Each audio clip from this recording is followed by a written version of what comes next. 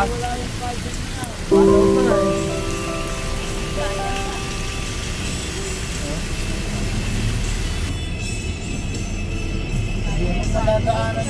mo, walang imposible pag bumagsa ang tubig galing sa bundok.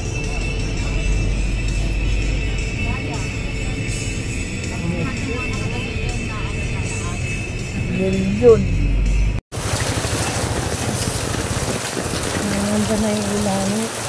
Nagsisapaglikasan na.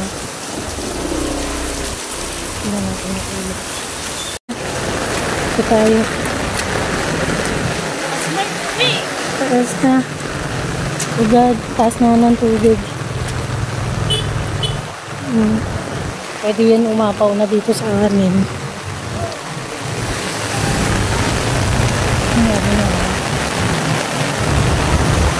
So, ang oras yun is 4:30.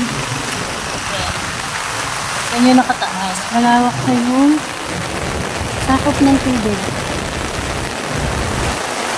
So, yung kailangan na namin handa-handa sa pagbaha kasi yung gamit namin sa baba kailangan na namin iakyat.